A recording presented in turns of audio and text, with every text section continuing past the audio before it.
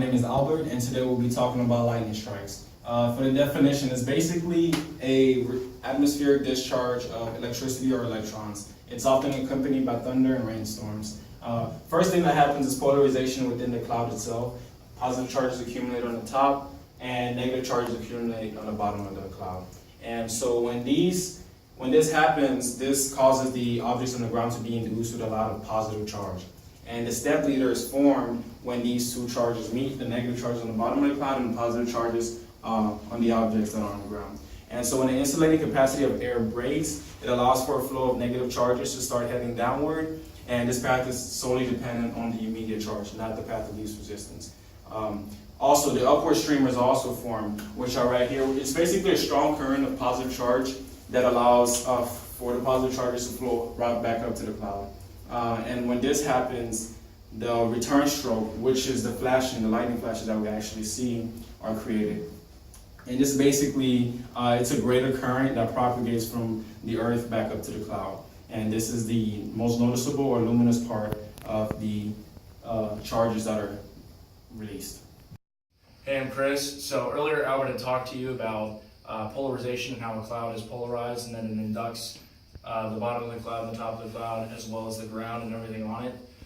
Lightning tends to strike pointed objects and well-conducting materials, and this is because in the pointed objects, the electric line forces are accumulated in the tips, allowing for a favorable strike location. In the house, it has a lightning rod it's a pointed piece of metal. Basically what it does is it absorbs and redirects the lightning strike. So it'll hit the lightning rod, and then a piece of wire will redirect it into the ground, the positively charged ground, and that's where it'll disperse. Lightning tends to follow the path of least resistance, in the sense that less distance equals less resistance, which is the taller the object, the more likely it is going to be struck by lightning. Lightning tends to occur in humid and unstable locations such as Florida. It's in a peninsula, has humid air, and humidity basically has more particles, allowing for the lightning to have a greater impact on objects on the ground. The odds of a person getting struck in not only in the United States but all over the world is 1 in 3,000. My name is CJ, and I'm going to expand upon ideas mentioned by Chris and Elf. So how exactly does lightning relate to concepts of physics discussed throughout the semester? Well, it turns out that lightning happens to be governed and explained by principles of electromagnetism, a few of which I'll expand upon.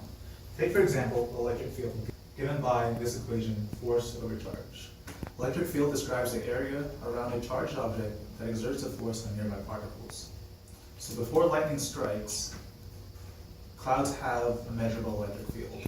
And as the cloud's static charge increases, its corresponding electric field increases, ionizing the surrounding air, increasing conductivity, and giving electricity a path of least resistance. Now let's quantify lightning using a few of the equations that we've learned throughout the semester. First, we have Ohm's law. And from Ohm's law, we know that voltage is equal to current times resistance. And from this equation, we could derive that power is equal to charge times volts, and charge is equal to current times time. And in this example, we're going to be comparing the charge of lightning compared to the power that lightning can produce.